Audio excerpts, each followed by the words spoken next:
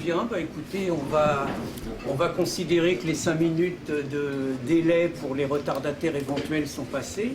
Donc on va commencer cette conférence de presse. Bon, d'abord, merci à tous, malgré l'absence de publicité dans les médias, d'avoir répondu présent donc, à cette conférence de presse organisée donc, par Riposte laïque, Résistance républicaine et le Bloc identitaire.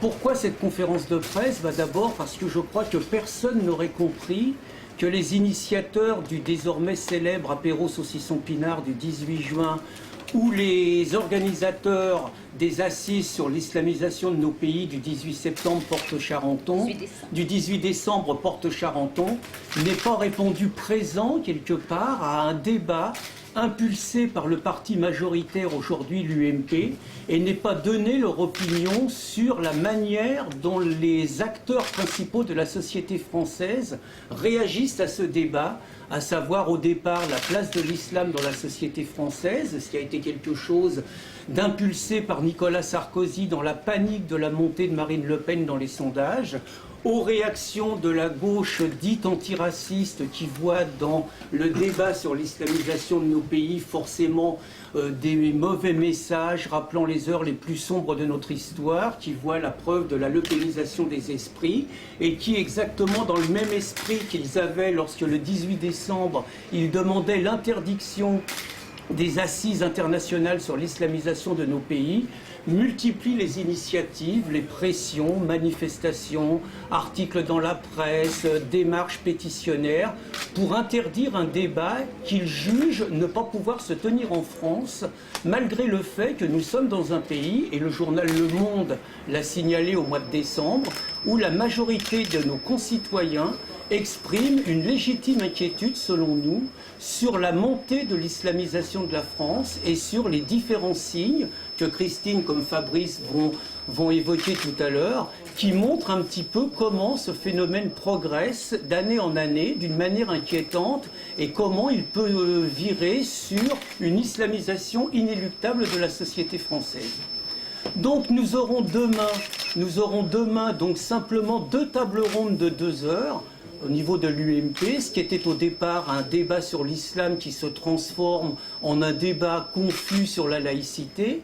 Manifestement, ce qu'il nous a semblé, tant au journal Riposte laïque qu'à l'association Résistance républicaine, qu'à l'organisation Le Bloc identitaire, c'était que les mesurettes qui vont annoncer sont totalement en delà, sont totalement un déni de la réalité quotidienne auquel sont confrontés les Français et les citoyens de ce pays. Donc il nous a semblé important d'amener, nous, notre approche, d'estimer aujourd'hui, nous ne pouvons pas nous contenter simplement de faire comme nous l'avons fait lors des assises, 11 représentants de différents pays, mais aussi des représentants du mouvement féministe, des représentants du mouvement syndical, des représentants de gauche, ont expliqué chacun avec leur approche de la situation ce à quoi ils étaient confrontés dans leur secteur, dans leur pays.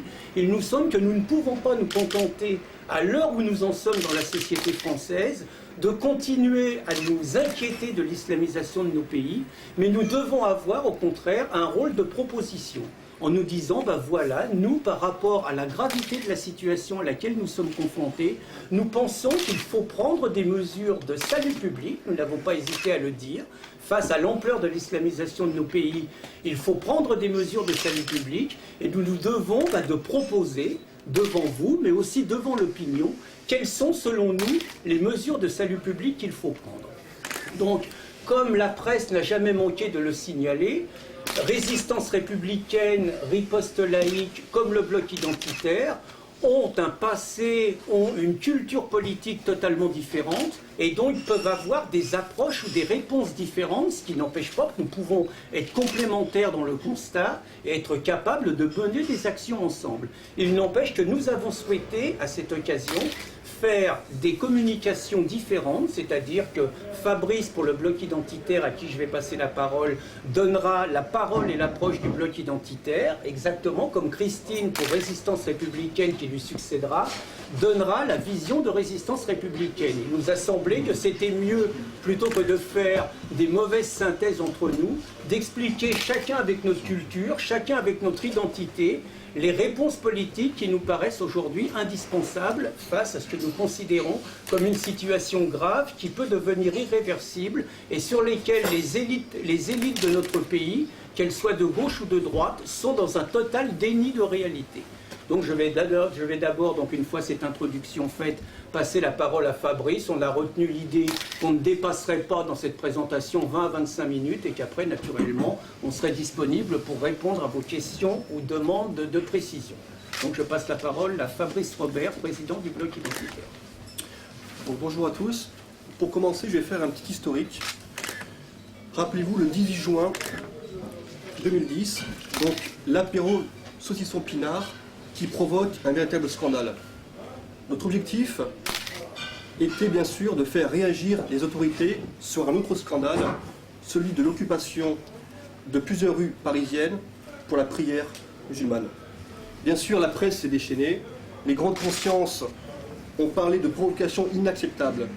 Mais pour nous, c'est une victoire. Pourquoi? Parce que les médias, enfin, montraient des images de prières dans les rues. Et les Français découvraient ce qu'on leur avait caché depuis des années. Donc notre action avait permis de sensibiliser l'opinion, notre action avait permis de réveiller la population et de libérer la parole sur la question de l'islam en France. Quelques mois plus tard, le 18 décembre 2010, les assises sur l'islamisation ont remporté un succès considérable. Près de 1200 personnes, des orateurs venus de plus de 11 pays, le plus grand meeting européen jamais organisé sur l'islamisation. Peu de temps après, une enquête IFOP Le Monde révélait que pour 68% des Français, l'intégration des populations de confession musulmane était un échec.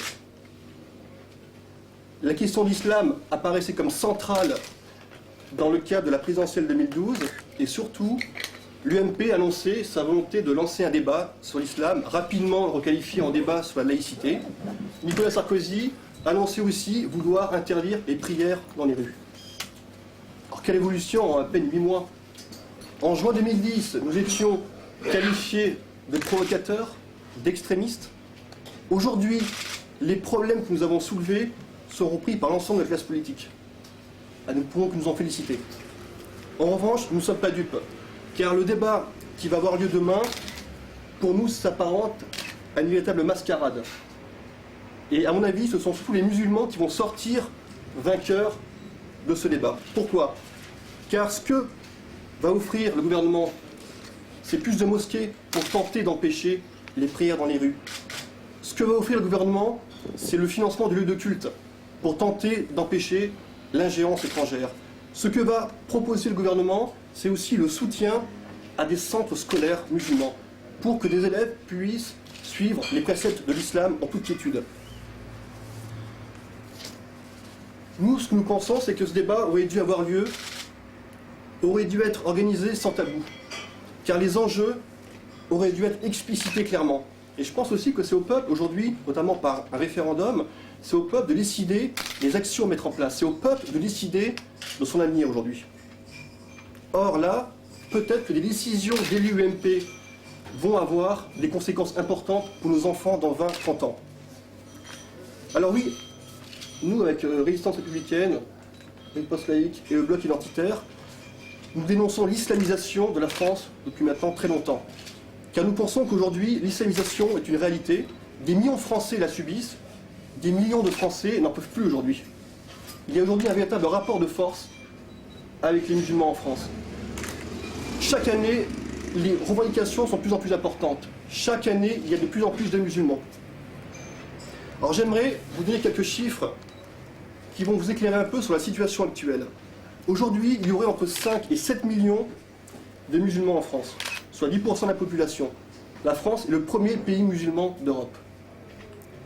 Le nombre de musulmans a été multiplié par 10 et le nombre de mosquées par 400 en 50 ans.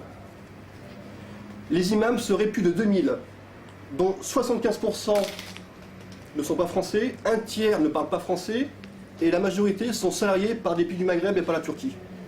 Selon les chiffres de la police, environ 2 millions de Français vivraient dans les quartiers sous influence islamiste. Et surtout, ce que révèle Jean-Paul Gurevitch, c'est que l'islam pourrait devenir, dans la seconde moitié du XXIe siècle, la première religion de France.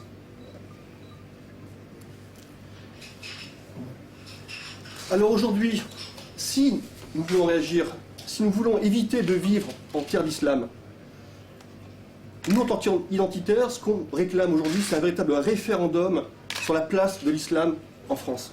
Un véritable référendum. Et dans le même temps, pour inverser le rapport de force avec les musulmans, nous pensons que le message doit être clair. Ni mosquée, ni voile, ni subvention, ni revendication. Et c'est vrai que nous avons conscience que c'est faire violence aux musulmans que de leur imposer des règles aussi strictes. Mais justement, nous préconisons des partenariats avec des pays musulmans pour que les musulmans de France puissent aller vivre leur foi en terre d'islam. Et puis, autre point important, c'est l'arrêt de l'immigration, car aujourd'hui, c'est encore plus de 300 000 étrangers qui viennent en France chaque année. Et nous considérons que l'immigration, couplée à la démographie galopante de l'islam, est une des causes importantes aujourd'hui de l'islamisation de notre sol. Donc pour nous, 3 points importants. Un référendum. Nous avons déjà pensé à 10 mesures. Des questions, en tout cas, on pourra en parler par la suite. Un référendum, l'arrêt de l'immigration, et pourquoi pas, je vais oser le terme, une remigration de certains musulmans en terre d'islam. Je vais maintenant laisser la parole à Christine. Alors, à Résistance républicaine et riposte laïque, on partage entièrement l'analyse des dangers effectivement que l'islam fait courir et l'islamisation fait courir à notre pays. Mais on n'a pas tout à fait nécessairement les mêmes réponses. Et donc c'est pourquoi on a préféré faire deux communiqués un petit peu différents, même si on est ensemble. Hein. Alors, pour nous, il est clair que face aux revendications communautaristes, le gouvernement doit avoir un discours tout simplement intransigeant et fort. Intransigeant et fort pour préserver nos traditions laïques, féministes, d'égalité d'hommes et de la femme, qui sont remises en question par l'islam depuis trop longtemps. Et avec une priorité qu'on oublie complètement dans les médias et dans les discours des gens qui sont pro-islam, c'est que ce sont les musulmans qui sont venus en France pour chercher un pays de liberté où ils puissent vivre tranquillement, qui sont les premiers visés par l'islamisation qui est en train de se faire et qui est en train de prôner un communautarisme fort qui interdit à celui qui est né musulman de ne pas pratiquer s'il n'en a pas envie, de vivre tranquillement sa foi simplement. Il y a quelque chose qui se passe qui est grave. On oblige actuellement des musulmans qui ne le faisaient pas à voiler leurs femmes, à voiler leurs filles, alors qu'ils étaient venus en France pour ne pas avoir à le faire, par exemple. Et ça, c'est dramatique. Et donc, on travaille au premier chef pour ces gens-là. Alors, le débat devrait accoucher d'un certain nombre de mesures, parce qu'il y a des solutions, il n'est jamais trop tard. Et en tout cas, il n'est pas trop tard actuellement. Il y a 3 grands types de solutions. La première solution, c'est tout simplement d'appliquer les lois existantes. Tout simplement, elles sont suffisantes pour déjà limiter la casse.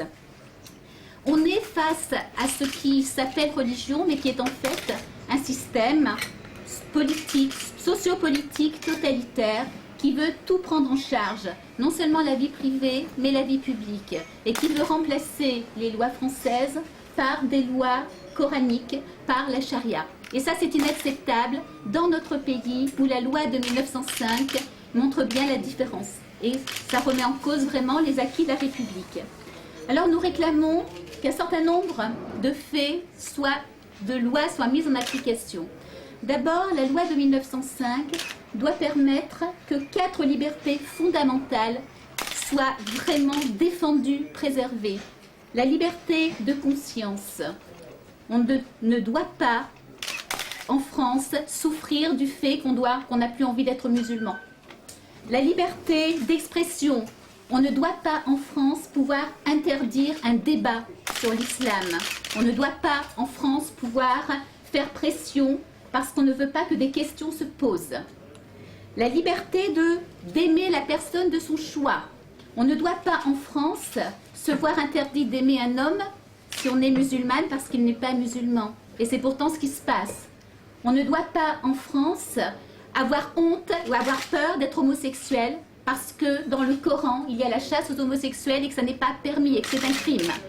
Alors ça, ce sont des libertés fondamentales. Et que le gouvernement ne mette pas en place les mesures nécessaires pour que cette liberté soit préservée est fort inquiétant. Nous demandons tout simplement quelque chose de très simple, une mesure très simple, que le Conseil français du culte musulman, que les représentants des musulmans signent un texte où ils s'engagent à respecter ces 4 libertés fondamentales. Demain soir, on devrait avoir une proposition de l'UMP qui aille dans ce sens, simplement. On signe, voilà, effectivement, nous nous engageons. Et si nous nous engageons, ça veut dire que forcément, on ne fait plus de prosélytisme, pour le contraire. Ça, c'était le premier point. Le deuxième point, c'est le voile. Le voile qui se multiplie partout, dans les villes, dans les campagnes, jusqu'au fin fond de la France, est une insulte à l'égalité homme-femme, est une insulte à notre constitution, à nos valeurs. Et c'est inacceptable. Alors, il suppose que la femme est mise à l'écart, qu'elle doit raser les murs, qu'elle doit se cacher. Elle suppose que l'homme est un animal en rut, incapable de ne pas sauter sur une femme parce qu'il voit ses cheveux. C'est un scandale. On ne respecte ni l'homme ni la femme. Donc nous demandons que le voile soit non seulement interdit dans tous les services publics, par les usagers, comme par les agents de l'État. Et ça n'est pas le cas actuellement, même dans les hôpitaux, on a des médecins femmes qui sont voilés. C'est un scandale. Donc nous demandons cette interdiction, mais nous demandons aussi que le voile soit interdit sur tout le territoire français, parce que tout simplement contraire à la Constitution, puisqu'il introduit une discrimination, ce qui est illégal. Troisième point, les mosquées. Nous demandons à ce qu'il y ait un moratoire sur la construction des mosquées qui soit accordé, le temps qu'une commission parlementaire vérifie que ce qui se passe et ce qui se dit dans les mosquées est bien conforme à nos lois.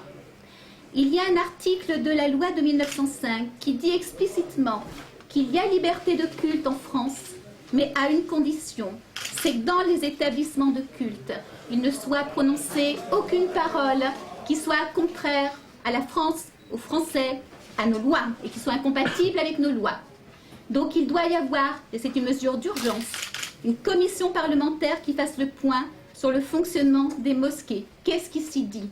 On sait très bien, on a des tas de musulmans qui nous le disent, qu'ils fuient des mosquées salafistes, wahhabites, où il y a des discours vraiment de haine contre la France, qui développent un communautarisme et une haine pas possible, qui font que le vivre ensemble n'est plus possible dans un certain nombre de quartiers. Et ça, ce n'est pas acceptable. On le sait. Qu'est-ce qu'on attend pour les interdire? Qu'est-ce qu'on attend pour expulser les imams qui ne respectent pas justement nos lois et qui font des prêches complètement absurdes? On sait très bien que le gouvernement est en train de préparer quelque chose d'insupportable et d'anti-laïque, c'est que pour éviter justement ces prêches d'imams wahhabites, salafistes qui viennent d'Alger ou de je ne sais où, ils vont prétendre nous faire avaler que nous devons financer la formation des imams. Absurdité. Premièrement, c'est contraire à la laïcité. On n'a pas du tout à financer la formation de religieux. Deuxièmement, si un imam pose problème, il suffit de l'expulser. On va en expulser un, on va en expulser deux, on va en expulser trois. Le quatrième respectera la loi. Il n'est pas besoin de chercher un alibi dans une formation pour éradiquer la haine qui est en train de se développer dans les mosquées. Ensuite, ces mosquées, peut-être aussi, méritent-elles une enquête parlementaire aussi. On aimerait bien savoir si toutes les mosquées qui se font, qui se construisent actuellement, ça se multiplie tous les jours, il y a de nouvelles mosquées, de nouveaux lieux de prière qui se développent. On aimerait bien qu'il y ait une enquête qui nous dise de quoi sont accompagnées la construction des nouvelles mosquées. Est-ce qu'il y a plus ou moins de voiles là où il y a des nouvelles mosquées? Est-ce qu'il y a plus ou moins de halal là où il y a des nouvelles mosquées? Est-ce qu'il y a plus ou moins de communautarisme là où il y a des mosquées? Est-ce que les femmes vont plus ou moins dans les cours d'alphabétisation, dans les cours pour apprendre le français? Ce sont quand même des questions fondamentales. Nous avons, pour nous, à notre niveau, des réponses qui sont fort inquiétantes, mais il devrait être du devoir du gouvernement d'y répondre. Ensuite, troisième point important, ou quatrième point, excusez-moi, c'est le halal.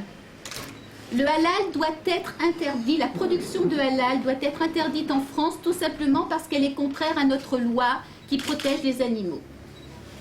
Tuer les animaux de façon halal, c'est quelque chose d'inhumain. On a les moyens, en 2011, de les tuer sans les faire souffrir. Il est aberrant qu'on autorise une dérogation à motif religieux. Donc, et en attendant cette interdiction, il y a des urgences. Le premier, c'est que le halal doit être interdit dans tous les services publics. Il n'est pas concevable que l'armée, la gendarmerie achètent du halal pour ses fonctionnaires, c'est-à-dire que l'État paye une dîme aux mosquées qui donnent la certification halal, donc subventionne un culte. Ça, c'est un scandale. C'est anormal et c'est illégal. Autre point sur le halal, c'est que nous demandons que la viande halal soit étiquetée, que la viande non halal soit étiquetée, afin qu'il ne se passe pas ce qui est en train de se généraliser partout, c'est que 60% des ovins que vous achetez ont été égorgés selon le rite halal, et que vous mangez halal sans le vouloir, sans le savoir, et en finançant un culte. Ce qui est là aussi tout à fait scandaleux. Donc ça, c'est une revendication très forte. Il est inadmissible qu'on ne l'entende pas défendu, relayé par les médias. La médecine. Petit problème sur la médecine.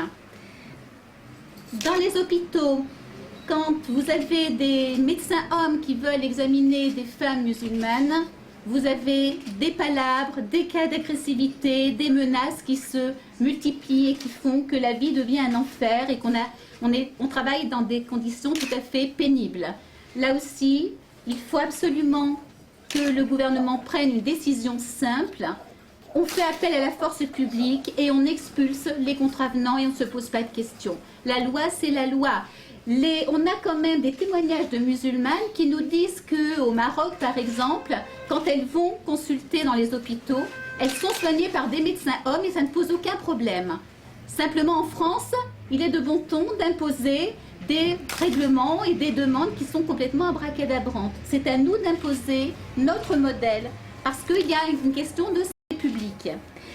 De la même façon, on a de plus en plus de médecins qui acceptent de faire des réfections d'hymen et des circoncisions qui sont remboursées par la sécurité sociale.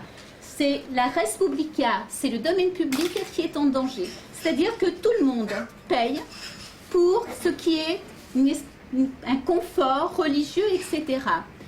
Par exemple, les réflexions d'hymen. Isabelle Lévy, qui a écrit un livre sur ce qui se passe dans les hôpitaux, raconte qu'il y a en moyenne, dans chaque hôpital, 3850 réfections d'hymen par an, à 50 € la réfection. Et elle ne parle pas des frais d'anesthésie ni des frais de séjour, juste l'intervention, payée par la collectivité. Si vous multipliez ça par les à peu près 3000 établissements hospitaliers qu'il y a en France, vous imaginez le nombre de millions d'euros qui passent dans le trou de la sécurité sociale. Pareil pour les circoncisions rituelles. Les circoncisions rituelles, ça coûte 150 € chez un praticien privé, 1000 € à l'hôpital. Là aussi, on a une vague de phimosis extraordinaire, déclarait-elle, qui font passer sur le dos de la collectivité un choix privé. Ça, c'est quelque chose d'inacceptable et je crois qu'une commission d'enquête pourrait très justement regarder les statistiques et constater qu'il y a effectivement des médecins qui trouvent beaucoup de phimosis dans la communauté musulmane, ce qui est tout à fait ahurissant. Je dirais, moi, à titre de républicaine, que je suis extrêmement choquée du fait que la circoncision existe encore en France, alors qu'on ne demande pas leur avis aux enfants, on charcute des enfants, on les mutile, c'est quand même une forme de mutilation. Et personne, effectivement, ne s'en émeut. Ça me semble quelque chose d'absolument scandaleux. Au niveau de la vie quotidienne dans son ensemble, il est inacceptable que l'on sépare les gens entre purs et impurs, entre musulmans et non-musulmans, dans la vie comme dans la mort. Actuellement, vous avez des exigences de non-mixité. Vous avez des petits gamins de maternelle qui refusent de donner la main à des petites filles. Vous avez des manifestations organisées par des musulmans où on sépare les femmes des hommes. Et donc, vous êtes quand même sur un chemin dramatique. Vous avez une demande de carré musulman. Au nom de quoi faudrait-il qu'on soit séparés dans la mort? Qu'est-ce que c'est que cet apartheid qui est toléré, voire encouragé par les services publics?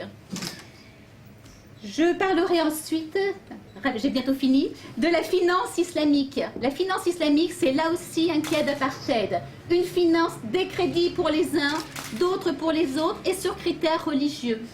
Vous voulez financer un élevage de porcs? Ah ben non, vous n'aurez pas droit à la finance islamique. Vous voulez aider un viticulteur? Non, vous n'aurez pas droit puisque ça n'est pas possible, etc.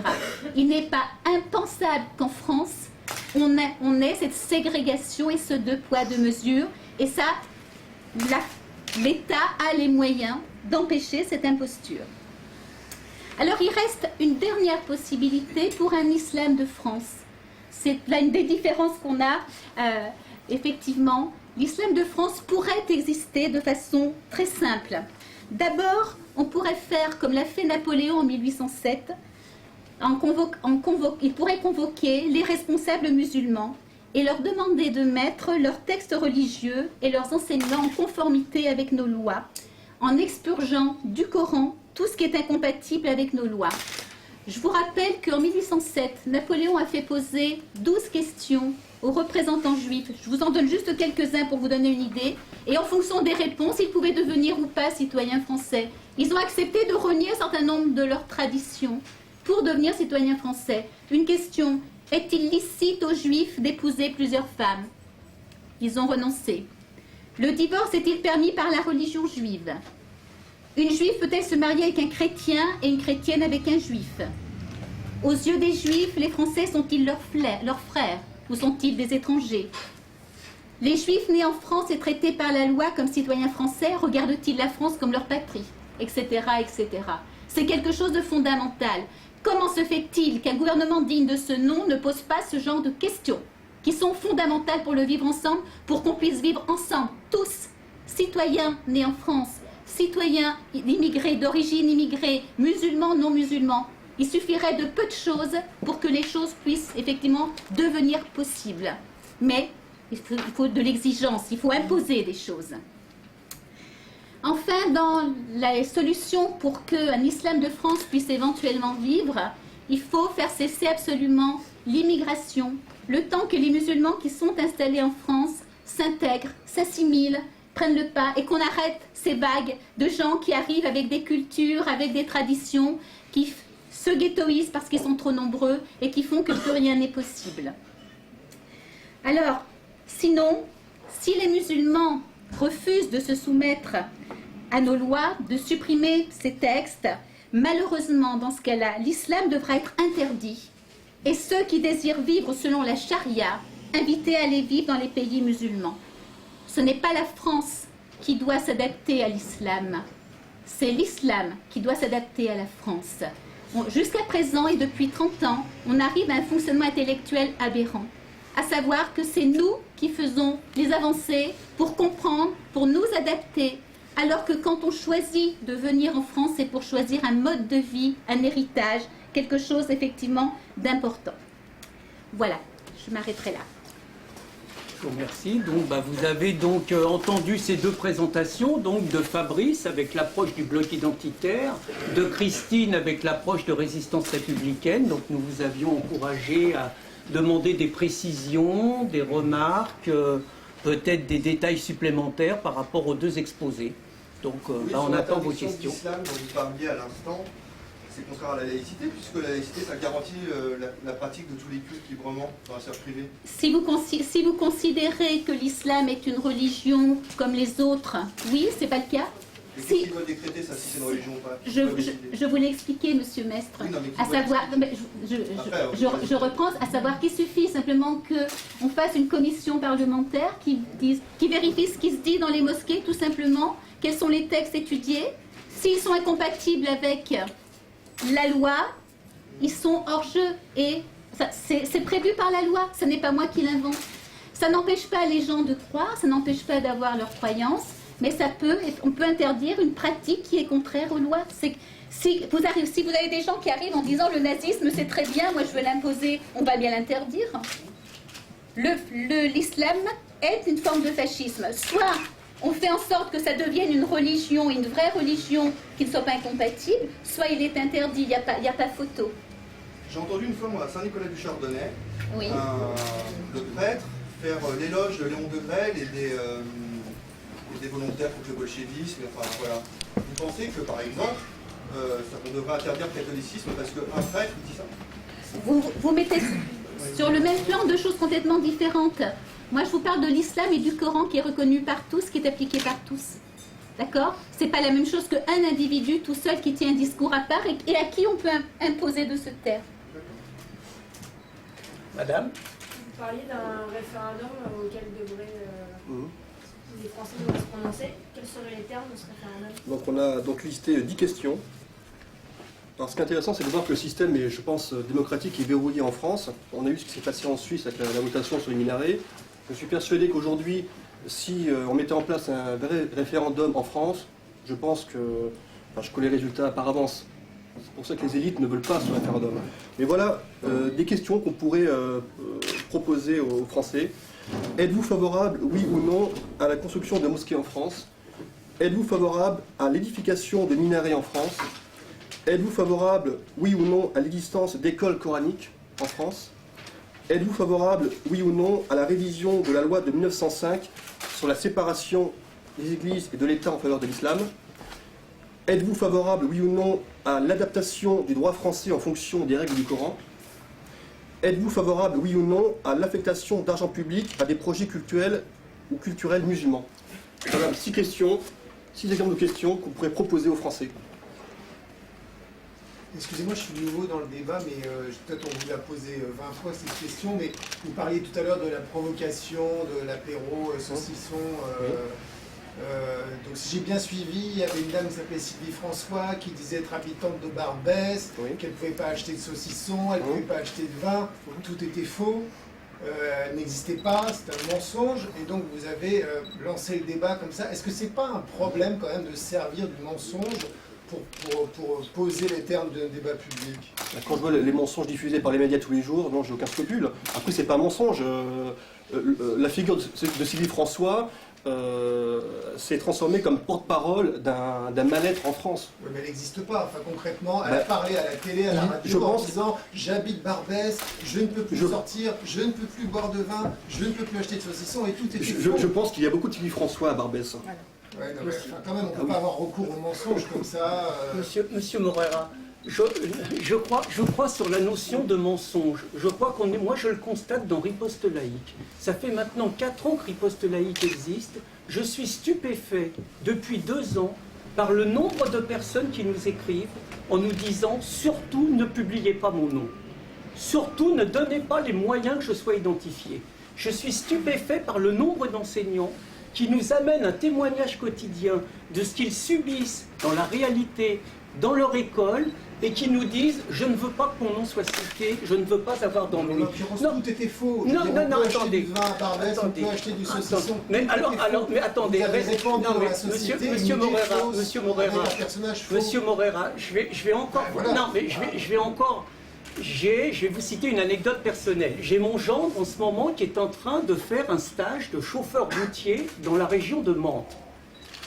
Il est venu, il n'habite pas la région parisienne, il est venu... Il existe vraiment. Ah, lui, il existe vraiment. Je vous présenterai ma fille. Je vous présenterai ma fille. Non, mais je vous présenterai ma fille, vous verrez, vous ne serez pas déçus. Donc, il existe, je vous promets. Donc, il existe vraiment. Il vient de la province, il a été stupéfait, il adore le saucisson, il a cherché dans la région mantaise, il a cherché pendant 25 minutes un endroit où il pouvait trouver un sandwich au saucisson. Oui, mais il est à Mantes. Vous comprenez que Mantes à Barbès, quand on n'a qu'1 heure pour manger, c'est pas tellement facile. Hein? Donc il est dans ce stage avec beaucoup de musulmans. Et il a été confronté à des musulmans qui lui ont expliqué, mais c'est tout à fait normal. Nous sommes très nombreux à Mantes, il est normal que la région du Mantois s'adapte à notre culture, s'adapte à nos habitudes. Je veux dire, ça, c'est pas du pipeau. Et je pense que vous, bon, à moins que vous doutiez de ce que je dis aussi, donc vous ne pouvez pas noyer le poisson quelque part en disant il n'est pas vrai qu'aujourd'hui sur le territoire de France, il y a de plus en plus des enclaves où ce sont les règles musulmanes, ce sont les règles de la charia, les interdits alimentaires qui s'imposent, et que pour le pauvre bougre qui vit ici et qui aime encore bien se prendre sa bière, qui aime encore bien boire un litre de pinard, eh ben, il faut faire un déplacement assez loin, parce que de plus en plus, vous avez une communautarisation alimentaire qui existe. Je crois qu'il ne faut pas faire du déni de réalité. Moi je parle juste d'un coup de communication. Enfin, vous n'avez pas le dit, on n'est pas dans le déni. Il y a eu un coup de communication. Sylvie François n'habite pas à la Côte d'Or, on est d'accord là-dessus. Attendez. Ce qui est quand même extraordinaire, c'est que justement, s'il n'y a pas de problème à Barbès, si on trouve librement du vin, si on trouve librement du saucisson, pourquoi nous avoir dit que c'était une provocation ? Il y a un vrai problème. Là, moi, je retourne le compliment. Moi, pourquoi nous avoir dit pourquoi je suis à votre disposition, je suis capable de protéger son identité. Il n'y a pas de problème. Juste une autre réponse par rapport à Monsieur Metz, parce que non, je veux dire par rapport à la question sur l'islam. En gros, les laïcs, nous ne sommes pas des nostalgiques du modèle soviétoïde. C'est pas parce que nous sommes laïcs, c'est pas parce que pour beaucoup d'entre nous, nous pouvons avoir une culture de bouffeurs de curés, on va pas le cacher, je dis pas tout le monde, mais beaucoup d'entre nous, je pense pas qu'on lutte contre la religion par l'éradication. Je pense pas qu'on lutte contre la religion sur le côté ni Dieu ni maître, et je ne crois pas en l'efficacité du croix-croix. Mais par ailleurs, je constate qu'il y a quand même beaucoup plus de courage de la part de beaucoup de dits rebelles de la société. Par exemple, des communautés homosexuelles qui vont se rouler un patin devant une église. Moi, personnellement, ça ne me pose pas de problème. Je constate simplement qu'ils le font devant une église et qu'ils ne le font pas devant une mosquée. Je constate qu'il est beaucoup plus facile d'être provocateur avec la religion catholique qu'avec la religion musulmane. Et moi, je crois que nous autres laïcs, nous sommes confrontés effectivement au piège du débat sur la laïcité. Si nous considérons, comme le disait M. Mestre, que l'islam n'est qu'une religion, alors on doit tout accepter. C'est-à-dire, si nous considérons que l'islam n'est qu'une religion, le voile est un symbole religieux. Le voile n'est-il qu'un symbole religieux? Si nous considérons que l'islam n'est qu'une religion, une mosquée c'est une église. Une mosquée n'est-elle qu'une église? Ou une mosquée n'est-elle pas autre chose? Si nous considérons que l'islam n'est qu'une religion, alors une Fanny Truchelu, puisque vous parlez des classiques, une Fanny Truchelu propriétaire d'un gîte de montagne, n'a pas raison quand elle demande à deux personnes dans les parties communes de retirer leur voile. Et pourtant, nous considérons, nous, que si l'islam est une religion, l'islam n'est pas qu'une religion. Et c'est justement là que pour les laïcs, c'est une véritable interpellation. L'islam n'est pas qu'une religion et nous ne pouvons pas tomber dans le piège de la liberté religieuse. L'islam est autre chose, l'islam est un projet politico-religieux qui est en conquête. Je crois que qui mieux que Erdogan n'annonce clairement les objectifs de l'islam. Erdogan annonce très clairement, grâce à votre démocratie, nous vous envahirons, grâce à nos principes coraniques et à notre démographie, nous vous vaincrons. Je crois qu'on ne peut pas ne pas avoir ça à l'esprit. On ne peut pas, je vous invite, on vous l'offre, c'est tous les témoignages qu'il y a eu lors des assises du 18 décembre sur la réalité de l'islamisation des pays européens. Je crois qu'on ne peut pas, c'est pas Saint-Nicolas du Chardonnay. Quel que soit le côté obscurantiste des personnes de Saint-Nicolas du Chardonnay, ils sont plutôt sur une pente descendante et depuis les années 1980, le moins qu'on puisse dire est que la société civile, par les conquêtes féministes, par les combats laïques, a vaincu l'obscurantisme religieux en France. Et que c'est depuis les années 90 que l'islam est le fer de lance d'une reconquête cléricale. Je crois qu'on ne peut pas ne pas avoir ça à l'esprit. Moi, je rappellerai toujours la fameuse citation du cardinal Thorin qui disait « Grâce aux musulmans, Dieu est de retour en Europe ». Et je veux dire, l'ensemble des anecdotes que vous citez, Christine, comme Fabrice, je vous invite à vous interroger, il y a 20 ans, qui aurait pu penser qu'en France, un renouveau clérical remettrait en cause tous les acquis démocratiques et progressistes que le combat de nos grands-pères nous avait permis d'obtenir. Je crois qu'il faut avoir cette approche et ne pas seulement avoir une approche angélique de l'islam, religion comme les autres. Sinon, on tombe dans le piège. Je ne voudrais pas avoir Jean Robin. J'aimerais avoir votre avis sur le rôle des médias dans votre combat, parce que ce qu'on entend souvent, c'est que les médias seraient anti-islam, et la preuve, ils stigmatiseraient les musulmans, l'islam, etc. Or, votre démarche est plutôt, me semble-t-il, diabolisée que favorisée. On pourrait citer quelques exemples et je vous laisserai le faire. Quel est votre sentiment par rapport à cela et quel est votre rôle par rapport aux médias, sachant, Fabrice Robert ne l'a pas dit tout à l'heure, mais que les assises ont été diffusées en direct à quelques centaines de milliers de personnes. Quel est le rôle des médias? C'est sûr que les médias tentent de diaboliser, bien sûr, notre démarche politique. Le problème, c'est que maintenant, il y a Internet qui existe, et ça remet en cause tout le modèle médiatique. On a vu l'exemple concret, vous l'avez évoqué tout à l'heure. Lors des assises, il y a une grosse pression pour tenter d'empêcher cette réunion. La préfecture a voulu interdire, les médias n'en ont pas trop parlé quand même, ce qui était assez ahurissant. Et qu'est-ce qu'on a fait? Pour faire en sorte que les gens puissent assister aux assises en direct, on a mis en place une retransmission en direct de l'événement, ce qui est quasiment, je crois, inédit en France, un meeting politique comme ça retransmis en direct sur Internet. Alors que les médias voulaient diaboliser notre démarche, le jour J, il y avait 1200 personnes dans la salle, il y a eu 300 000 personnes qui ont vu en direct dans le monde entier. Le lendemain, c'était 600 000 personnes, 3 jours plus tard, parce qu'on pouvait revisionner les interventions, et 3 jours plus tard, c'était 1 million de personnes qui s'étaient connectées sur le site. Donc quand on voit les 50 personnes qui contre-manifestent devant les assises, c'est tout à fait ridicule. 50 personnes dans les assises, 1200 dans la salle, 300 000 le jour même, donc pour nous c'est une victoire. Ça montre qu'aujourd'hui, Internet remet en cause tous ces modèles médiatiques. Est-ce que vous êtes un mouvement international? Nous sommes un mouvement politique français. Non, mais je veux dire, Mais par contre, oui. parce que vous avez invité des gens d'un peu partout, vous êtes cité un peu partout, y compris aux États-Unis. Donc, comment existe ce réseau au niveau mondial? Tu réponds peut-être? Disons que, comme le disait Fabrice, d'abord, on n'était pas nombreux au départ à s'inquiéter de l'islamisation de nos pays, parce que par rapport aux médias, ça nécessitait forcément un risque de stigmatisation. C'est-à-dire qu'on est quand même tombé dans une caricature, c'est critique de l'islam égale critique des musulmans, égale racisme, égale extrême droite, égale xénophobe, égale populiste, etc. On est quand même tombé là-dedans. On a constaté simplement qu'avec des histoires différentes, ce qui nous inquiétait en France inquiétait des amis en Belgique, qui avaient des parcours politiques, des parcours associatifs différents. On a constaté qu'aux Pays-Bas, on a quand même assassiné Theo van Gogh. On s'est rendu compte qu'auparavant, Pim Fortuyn, même si ce n'est pas lié à l'islam, a subi le même sort. On s'est rendu compte que Geert Wilders ou Ayaan Hirsi Ali étaient obligés de vivre sous protection policière. On se rend compte qu'en Allemagne, il y a des problèmes avec les crimes d'honneur.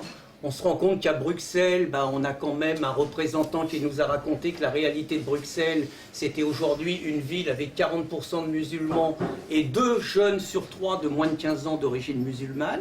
On se rend compte au Danemark que l'intervenant danois nous a raconté que pour les juifs et les homosexuels, c'était de moins en moins facile. On se rend compte qu'en Grande-Bretagne, je vous invite à regarder quand même les images de la manifestation de musulmans fanatiques dans les rues de Londres il y a une dizaine de jours, demandant l'introduction de la charia en Grande-Bretagne, avec les hommes d'un côté et les femmes de l'autre. Je vous ferai remarquer que les sympathiques personnages de Forza Analisa veulent faire la même chose dans les rues de Paris le 9 avril prochain, les mêmes qui manifestaient pour demander l'interdiction de nos assises. Bref, on a constaté qu'un ensemble de témoignages, avec les histoires particulières des pays, amenait quand même à la même conclusion, c'est-à-dire que depuis 20 ans, les islamistes grignotent des territoires, les islamistes rognent les libertés particulières qui existent dans les pays occidentaux, qui existent dans les pays européens, et qu'il y a une inquiétude de plus en plus forte de la part des habitants locaux, qui sont la plupart du temps stigmatisés par les médias et classés très hâtivement à l'extrême droite. Moi, par exemple, j'ai rencontré Oscar Freisinger, je suis désolé, je peux avoir des désaccords avec Oskar Schlesinger. Si on me rend compte que le péril fasciste et le péril raciste du XXIe siècle, c'est Oskar Schlesinger, j'ai envie de dire, je ne suis pas très inquiet par ce péril. Donc on a constaté quand même qu'on est confronté aux mêmes situations. On n'est pas encore dans la grande 4e ou 5e internationale anti-islam ou des choses comme ça, on n'en est pas là, mais on est capable de se parler, on est capable de faire des actions ensemble, on est capable de se dire que finalement face à une internationale, parce que l'islamisation de nos pays, c'est une internationale. Il y a la nécessité de se coordonner au niveau national, c'est de dépasser les clivages traditionnels. C'est ce qu'on fait avec le bloc identitaire et résistance républicaine. Je pense que vous avez entendu les nuances dans les discours. Il n'empêche que nous sommes d'accord dans l'esprit de la résistance pour unir nos forces. Et puis c'est également au niveau international, ou même aux États-Unis, on a des contacts avec des personnes qui sont intéressées par ce qui se passe en France, qui ont vu notamment les vidéos de Maxime Lépente toutes les semaines à Barbès. Ces vidéos ont été vues aujourd'hui par plus d'1 million de personnes dans le monde, et les gens sont stupéfaits. Je veux dire, personne ne pouvait penser que dans le pays de la laïcité, dans le pays également de Simone de Beauvoir, dans le pays de la Révolution française, on aurait dans la capitale, à Paris, des images aussi impressionnantes que celles que Maxime a rendues publiques. Donc je crois qu'il y a un petit peu une dynamique aujourd'hui, que la particularité, c'est qu'également, et c'est ce qui est en train de se passer en France, à partir du moment où les forces politiques classiques veulent faire du politiquement correct et du déni de réalité, à partir de là, qui ramasse la mise? Eh bien ceux qui tout simplement politiquement ont le courage de dire l'islamisation de la France est un problème, les minarets en Suisse on n'en veut pas, qui comme Geert Wilders aux Pays-Bas qui était à 1% il y a 3 ans et qui aujourd'hui est à 20%, ce sont simplement les personnes qui ont le courage de parler du vécu et de la réalité quotidienne que connaissent les Français. J'ai presque envie de dire aujourd'hui le débat sur l'islam, c'est il y a 15 ans le débat sur l'insécurité. C'est-à-dire qu'il était politiquement incorrect de dire que dans les quartiers populaires, les gens qui ont le plus besoin de la République étaient ceux qui étaient le plus exposés à la délinquance et à la violence quotidienne. À partir du moment où les auteurs de cette délinquance étaient majoritairement, on va être politiquement correct, issus de l'immigration, issus de parents de l'immigration postcoloniale. Il ne fallait pas aborder ce sujet parce que c'était caresser la bête dans le sens du poil. À partir du moment où on abandonne un tel discours à une seule catégorie politique, il ne faut pas venir gémir après que les Français ou les citoyens des autres pays votent pour. Il ne faut pas s'étonner. C'est le contraire qui serait étonnant. Donc, nous, je vous disais, donc nécessité de se coordonner au niveau français, et puis nécessité de se coordonner au niveau international, parce qu'on a affaire à une offensive internationaliste. De toute façon, le combat il est européen. Juste pour préciser les choses, le combat il est quand même aussi européen pour moi. Il n'est pas simplement franco-français. Et c'est important justement d'échanger d'expériences. C'est que nous, en tant qu'identitaires, on est assez proche des mouvements comme le Welsbelang en Flandre, le FPO en Autriche qui fait des scores entre 25 et 30%, et la Ligue du Nord en Italie qui est au pouvoir. Vous voyez, donc le fait d'avoir des liens comme ça avec ces mouvements européens permet de créer une synergie et de travailler ensemble justement pour combattre l'islamisation de l'Europe. Vous voulez dire que l'islamophobie peut être un levier pour accéder au pouvoir? C'est pas l'islamophobie, c'est le refus de l'islamisation, c'est autre chose. Oui, mais ça peut être un levier pour accéder au pouvoir? En tout cas aujourd'hui, ce qui est clair, c'est que c'est un phénomène qui inquiète beaucoup les Européens. Et lorsqu'on voit des mouvements comme l'FPO ou la Ligue du Nord qui ont des succès considérables, pourquoi? Parce que ils expriment ce malaise. En même temps, le FN s'est rapproché de la Ligue du Nord et inversement. C'est pas rapproché de la Ligue du Nord. Ils vous ont un peu pris votre correspondant italien là. Pas du tout, pas du tout. Non. Ce n'est pas parce que Marine Le Pen a été invitée à Lampedusa par la Ligue du Nord que la Ligue du Nord est proche des idées du Front National. Ça n'a rien à voir. Justement sur ça, Marine Le Pen reprend pas mal vos idées aussi que vous développez. Notamment sur la laïcité et l'islam. Je voulais savoir, donc une question pour vous Fabrice Robert, si vous avez encore un espace pour votre candidature, enfin pas la vôtre, mais la candidature du candidat identitaire en 2012, et là pour Pierre Cassin et Christine Tazin, dans ce cas-là, vous voteriez pour qui, Marine Le Pen ou Arnaud Bouillon? Fabrice d'abord, on reprendra après.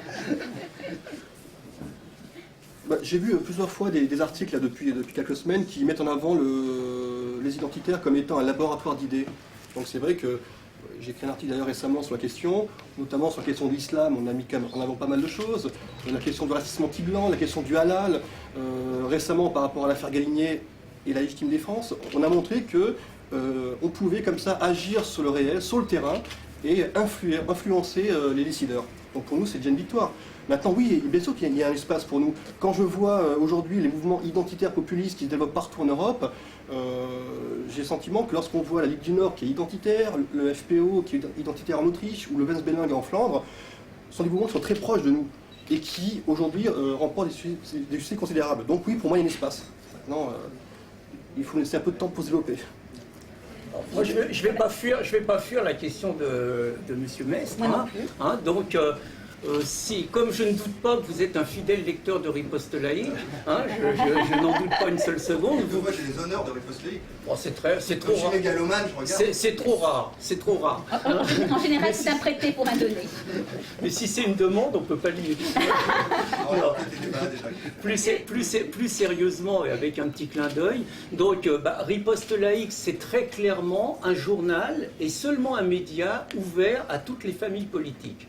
Nous, notre fierté, c'est que nous avons des lecteurs d'extrême gauche, nous avons des lecteurs plutôt marqués très à droite, et nous avons des lecteurs UMP, PS et tout. Et moi, tant que je serai à la tête de Riposte laïque, jamais dans aucune échéance électorale, Riposte laïque ne donnera la moindre consigne de vote. Je dis ça d'une manière très claire. C'est que j'ai été à la tête d'un autre journal laïque qui s'appelait Respublica, et que j'en suis parti à cause de ça. C'est-à-dire que personnellement, je refusais en 2007 d'appeler à voter Ségolène Royal contre Sarkozy, bien que je sois connu comme un homme de gauche. Je considère qu'un média comme nos médias ne sont pas des médias qui sont des médias, des organes d'un parti politique, et qu'à partir de là, nous devons avoir le respect de l'ensemble de nos lecteurs. Après, nous décortiquons l'information telle que nous avons envie de le faire, et nous considérons que nos lecteurs sont suffisamment grands pour le savoir. Vous comprendrez bien dans ce contexte-là que celui qui est le rédacteur en chef ne répondra jamais à une question d'un journaliste lui demandant pour qui il voterait. Résistance républicaine, association qui regroupe des gens qui vont de l'extrême gauche à l'extrême droite. C'est-à-dire qu'on a des gens chez nous qui sont au NPA, aussi bizarre que ça puisse paraître, avec des républicains. Alors souvent, ils n'y restent pas longtemps. Ils ne restent pas longtemps à NPA, ils migrent un petit peu. On a pas mal de gens, effectivement, de partis de gauche. On a beaucoup de républicains du MRC ou de Debout la République. On a des gens du MP, on a des gens du Front National. On a quelques personnes du PS aussi. Et on a quand même une majorité de gens qui sont apolitiques, qui ne sont pas encartés. Et donc, ils sont là parce que, justement, on est là pour défendre la République contre l'islamisation de la France. On n'est pas là avec un programme politique. On n'est pas là pour rouler pour un parti. Donc, nous aussi, on rassemble, on se bat, on dit ce qui nous plaît, ce qui ne nous plaît pas, et point. Après, à titre personnel, chacun fera ce qu'il voudra. Moi, je sais qu'à titre personnel, voter pour l'UMP ou le PS, c'est hors de question. Ça, c'est clair, parce que la pire catastrophe qui puisse arriver en 2012, c'est d'avoir, je crois, la gauche encore au pouvoir. Je crois que c'est la pire des catastrophes possibles, et c'est une femme de gauche qui vous dit ça. Ça, c'est à titre personnel. Après, il reste le champ, effectivement, le champ de l'abstention, du vote blanc, du vote identitaire. Alors, on a des différences. Moi, je suis universaliste et anti-régionaliste. Voilà, je suis une jacobine. Donc, on a de grosses divergences, effectivement. Donc, difficile de voter pour un candidat identitaire. Le Front National, je ne sais pas ce que Marine Le Pen en fera. Pour le moment, c'est trop tôt pour savoir ce que ça deviendra, je ne sais pas. Donc, pour le moment, point d'interrogation à titre privé. Mais Résistance républicaine reste un rassemblement et chacun est libre de voter pour qui il veut. Tout à l'heure, Fabrice Robert faisait la différence entre islamophobie et combat contre l'islamisation. Dans le point, la semaine dernière, vous êtes cité en disant que vous êtes islamophobe et fier de l'être. Vous assumez ces propos. Non seulement j'assume, mais j'enfonce le clou. C'est-à-dire que je considère qu'en France, on devrait tous avoir on va dire une nécessité impérieuse qui est d'être islamophobe pour défendre la République, pour défendre la France. L'islam étant quelque chose qui nous menace, qui menace nos valeurs, qui menace nos libertés, qui menace le degré de civilisation des Lumières, qu'on a hérité des Lumières, il n'y a pas d'autre solution que d'avoir peur de l'islam et de lutter contre l'islam. Donc, que des gens puissent ne pas être islamophobes en France, ça me sidère. La phobie, c'est une maladie. Hein. La phobie, c'est Alors, attendez, moi je vous parle de l'étymologie. Je vous signale que quand vous parlez de xénophobie, vous ne considérez pas que ce soit une maladie, n'est-ce pas? Donc c'est un peu trop facile. Oui, non, mais c'est un peu facile que vous l'utilisiez quand ça vous arrange. Non. Ne jouez pas sur le double sens des mots, vous savez très bien que ça ne marchera pas. À la lumière de ces explications, vous vous considérez finalement comme islamophobe ou pas? Non, mais justement, donc, Christine, bon, jacobine, je suis girondin, c'est déjà de différence. Ouais. Je ne suis pas islamophobe. Je refuse que l'islam s'installe sur mon sol. Par contre, si les musulmans veulent suivre les préceptes de l'islam en l'islam, moi ça ne me dérange pas. Je ne suis pas une logique universaliste et croisade. C'est important, vous voyez. Lorsque je vois par exemple des militaires français qui vont faire la guerre en Afghanistan, moi ça m'embête. Je préfère qu'ils combattent l'islamisation dans le quartier plutôt qu'à des milliers de kilomètres de la France. Juste sur le mot islamophobie, c'est très clair qu'il faut quand même... C'est l'ayatollah Khomeini qui, dans les années 90, invente ce mot pour justement intimider dans les sociétés occidentales tous ceux qui auraient envie de s'inquiéter un petit peu de la progression de l'islam. Je vous rappelle que l'ayatollah Khomeini, en 79, annonce « Nous exporterons l'islam dans le monde entier ». Donc moi, j'ai aucun problème avec le mot. Il faut savoir également qu'au sein de l'ONU, les représentants des 57 pays musulmans regroupés au sein de l'OCI mènent à l'intérieur de l'ONU une bataille farouche pour criminaliser la critique de l'islam et l'amalgamer à du racisme. Je crois réellement que si on a un devoir d'éveiller les consciences, c'est par rapport à ça.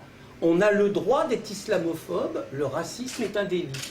On a le droit de ne pas partager l'idéologie de l'islam. Moi, je dirais exactement comme on a le droit d'être catholicophobe, on a le droit d'être bouddhistophobe, on a même le droit pour les croyants d'être athéophobes. Moi, j'ai aucun problème à ce que des croyants exècrent les athées et se revendiquent comme athéophobes. Par contre, le délit qui est de considérer, d'ailleurs, sur le racisme, considérer une personne de culture arabo-musulmane comme forcément un musulman, je trouve que c'est déjà un problème. C'est-à-dire que moi je suis pour, c'est pas parce qu'on est né en Afrique du Nord qu'on est forcément musulman. Donc le délit en France, il est sur le racisme, le délit, il n'est pas sur la critique de l'islam. Et je crois que c'est... Et je crois pas cet amalgame. Pardon ? Pourquoi vous voulez stopper l'immigration si vous ne faites pas cet amalgame? Parce qu'il faut être aveugle ou sot pour ne pas se rendre compte que la progression de l'islam en France, ça ne vient pas par une prise de conscience des habitants locaux, mais que ça vient, la progression depuis 20 ans, par une immigration qui est quand même à 90 à 95% issue des pays arabo-musulmans. C'est pas le Parti communiste qui est dans les années 36, d'un seul coup passe de 7% à 25%. La progression de l'islam, elle vient par une importation d'une nouvelle population. C'est tout. Non, mais ce qui amuse dans la question qu'on nous pose, c'est qu'on a l'impression que c'est choquant de combattre l'islamisation en France, mais j'aimerais voir différents journalistes comme ça, on pourrait les envoyer à Kaboul, je sais pas, à Kaboul, avec les talibans pendant 3 semaines à mois en stage, pour voir un petit peu ce que c'est un pays islamique. Non? Oui. À quelle époque? Une question sur le rapport avec la communauté juive. Vous avez parlé du Sanhédrin. Et vous avez aussi parlé du halal, mais vous n'êtes pas sans savoir qu'en France, il y a le kasher. Est-ce que ce que vous le demandez aussi pour le kasher, sachant que, par exemple, on a aussi une sorte de ségrégation dans les piscines du fait de femmes juives, de Babich. On demande forcément la même chose, c'est évident. C'est-à-dire que mettre à mort des animaux sans les étourdir doit être interdit, et donc pour le kasher comme pour le halal, ça semble évident. Simplement, il est clair qu'on parle beaucoup moins du kasher parce que la communauté juive n'a pas de revendication communautariste par rapport à ça. Hein, c'est-à-dire que l'offensive halal, elle est partout, dans les cantines, le quick halal, etc. On n'entend pas de demande de menu kasher, on n'entend pas de réclamation pour des plats kasher, etc. La communauté juive gère ça de façon privée, donc c'est beaucoup moins ouvert. Donc effectivement, du coup, ça fait partie d'un problème à part. Mais si on interdit effectivement de mettre à mort des animaux sans étourdissement, ça concerne tout le monde, bien sûr.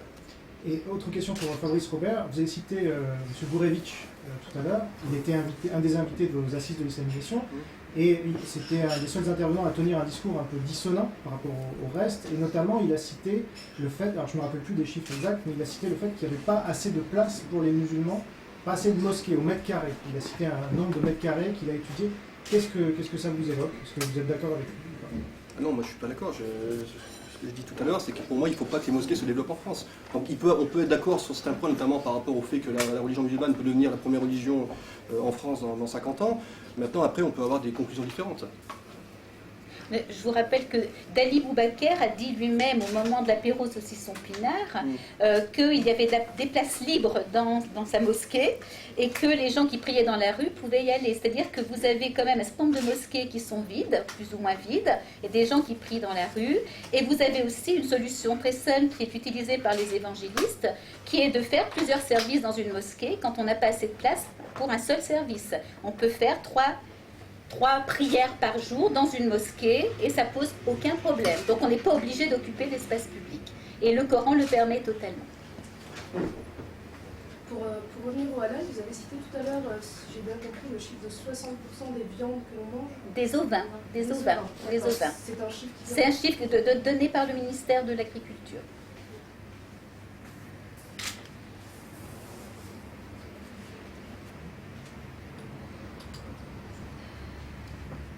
On a tout dit, tout est clair. Je voudrais ajouter juste une petite chose que j'ai dû oublier que je vous ai pas dit sur le voile. Ce qui prouve que le voile n'est pas un symbole religieux, c'est tout simplement que quand vous avez une Hillary Clinton, par exemple, qui va en Iran, elle n'est pas musulmane, et pourtant elle met un voile sur la tête. C'est-à-dire que le voile n'est pas un insigne qui montre qu'on est une musulmane, mais qu'on est une femme, et parce qu'on est une femme, on doit se cacher. C'est simplement ça. Vous avez à partir du moment où on oblige n'importe quelle femme à porter le voile, c'est que ce n'est pas un symbole religieux. Deuxième chose que j'ai oublié de vous dire dans nos demandes, c'est qu'on demande la remise en question du droit du sol. Vous avez un exemple terrible qui est en train de se passer, c'est à Mayotte. Mayotte devient un département français, 200 000 habitants, 60 000 clandestins qui vont pour un certain nombre accoucher à Mayotte, leurs enfants vont devenir français, vont être régularisés, et c'est une pompe aspirante d'immigration pour les Comores, et c'est une pompe aspirante effectivement d'immigrants qui vont mettre encore plus à mal le système social qui a déjà beaucoup de mal à fonctionner sur Mayotte et en France. Donc c'est l'immigration, ça n'est pas lutter contre l'immigration, ça n'est pas de la xénophobie comme on veut bien nous le dire, c'est demander simplement que on ne partage que ce que l'on peut partager. Si j'ai une tarte pour 6 personnes et que j'invite 600 personnes à la partager, chacun aura des miettes, ça ne servira à rien. C'est ça ce que l'on demande. C'est en ce moment, on nous parle de crise, on nous parle de dette, on nous parle de remise en question pour des retraites, des minima sociaux, du salaire minimum, le chômage qui explose. Est-ce qu'on n'a pas assez de logements sociaux? Est-ce qu'on peut continuer à accueillir des gens et à partager ce que l'on n'a pas? C'est simple, tout simplement ça. Même pour ceux, est-ce qu'il est normal de dire des mensonges à tous ces gens qui prennent des risques pour traverser la Méditerranée, entre autres, et qui payent très cher pour le faire, et alors qu'on n'a rien pour les accueillir, pour les loger, pour leur donner du travail? Est-ce que c'est sérieux? Est-ce que c'est quelque chose de normal et qui respecte les droits de l'homme? Oui, une petite question sur la charia. Parce que nous, pour Enquête et Débat, donc un média qui apprécie particulièrement M. Mestre, nous avons interviewé Xavier Lemoine et il nous a dit que la charia était déjà en pratique en partie en France.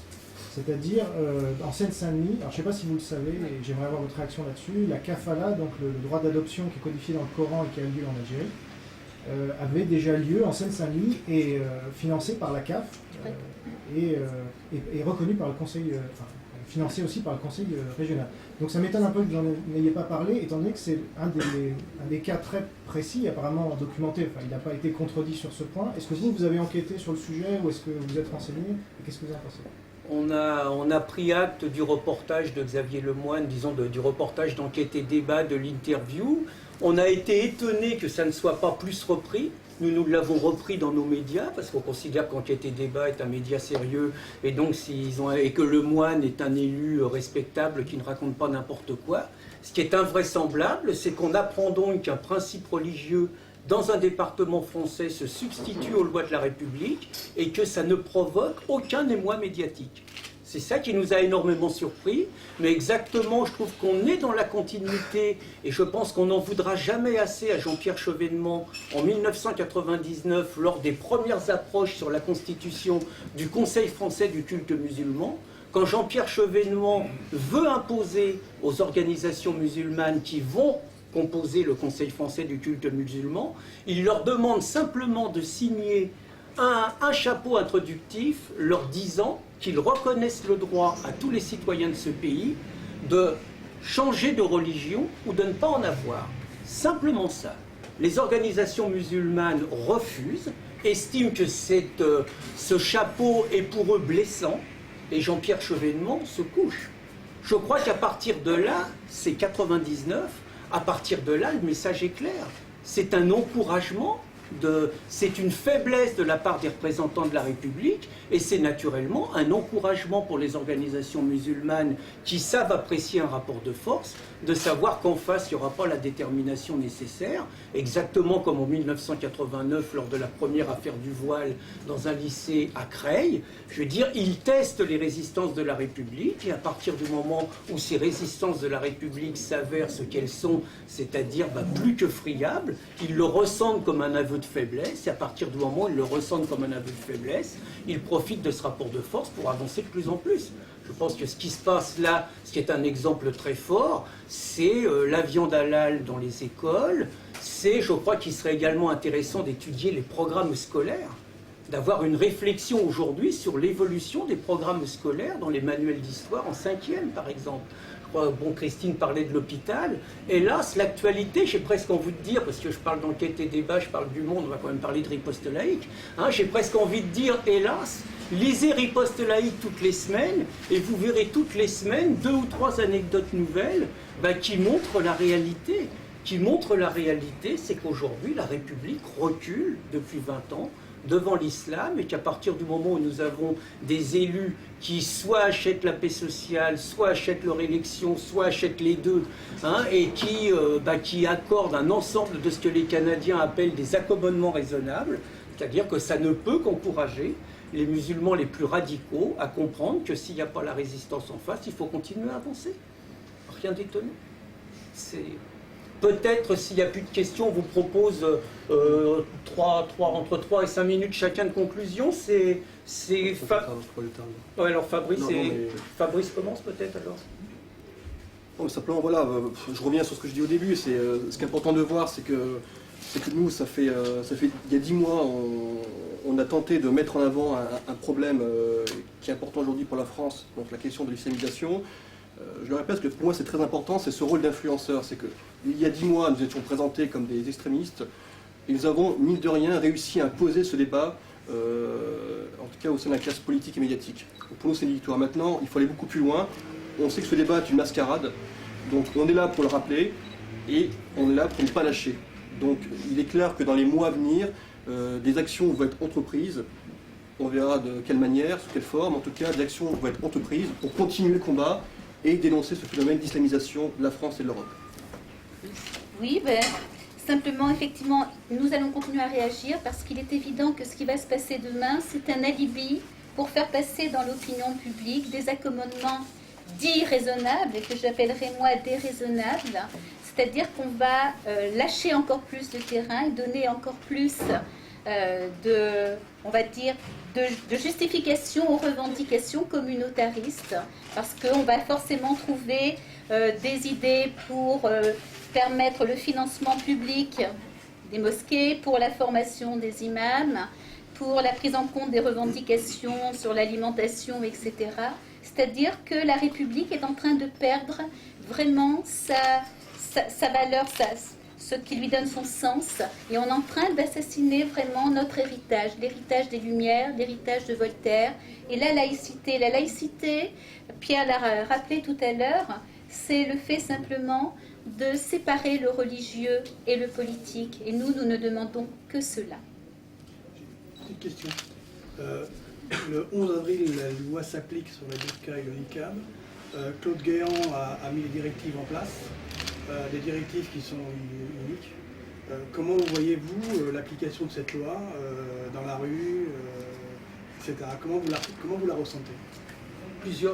plusieurs choses. D'abord, rappeler, Riposte laïque a lancé une pétition sur la burqa dès 2007, qui était signée d'ailleurs par des gens comme Jacques Miard, comme André Gérin et tout. Donc on a quand même l'impression d'avoir un petit peu poussé là-dessus. Nous, on se réjouit, d'une première chose, on se réjouit de cette loi. Très franchement, on n'a toujours pas compris pourquoi il a fallu 6 mois de pédagogie. On nous a raconté qu'il a fallu 6 mois de pédagogie. On n'a vu aucune pédagogie pendant les 6 mois. Je ne comprends pas. Moi, on est dans un pays, quand on décide que les fumeurs, et c'est plusieurs millions de fumeurs, doivent arrêter de fumer dans un lieu public, il n'y a pas 6 mois de pédagogie. Le 31, on dit que vous avez encore le droit. Le premier, on n'a plus le droit. Donc, après, une anecdote, c'est que quand nous avons lancé cette pétition, nous avons été reçus. C'était le 1er septembre 2009, nous avons été reçus par Éric Besson. Éric Besson, à l'époque, était hostile à toute idée de loi sur la burqa. Et Éric Besson nous a donné un argument épouvantable pour nous, pour dire pourquoi il était contre cette loi. Il nous a dit, parce que nous ne serons pas capables de la faire respecter. C'est quand même un ministre de la République. Quand on nous raconte que c'est simplement quelques centaines de personnes, il s'est avéré quand même que c'était un peu plus, qui nous raconte qu'aujourd'hui, la 5e puissance au monde n'est pas capable de faire respecter sur son propre territoire une loi. On a dit à Éric Besson, vraiment, si vous disiez ça à un 20h le soir, je vous laisse imaginer l'impact de telles déclarations. Là encore, on va voir. On va voir la réalité. Quels moyens ce gouvernement se donne-t-il? Est-il prêt à assumer des risques d'émeute dans certaines interventions? Il ne faut pas se raconter d'histoire. Est-il prêt à ça? Ne fait-il qu'un numéro d'esbrouf et les journées de demain ne servent-ils finalement qu'à dire côté court, on tape fort, on fait une loi contre le voile intégral, il y aura peut-être plus de halal là et là, mais un ensemble de contreparties qui finalement vont donner la part belle aux religieux. On attend avec impatience. Simplement, on est stupéfait qu'il y ait eu d'abord 6 mois.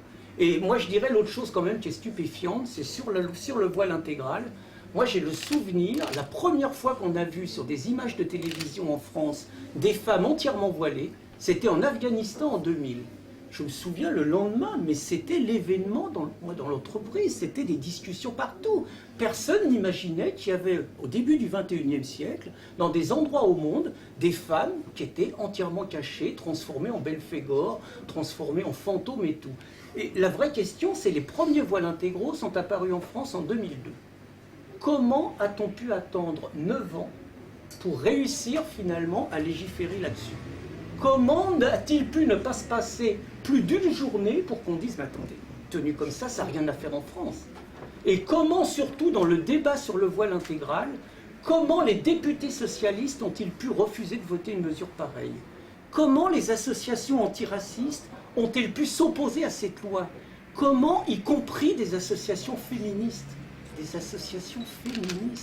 ont-elles pu combattre cette loi et expliquer que ça allait être une loi stigmatisant encore une population?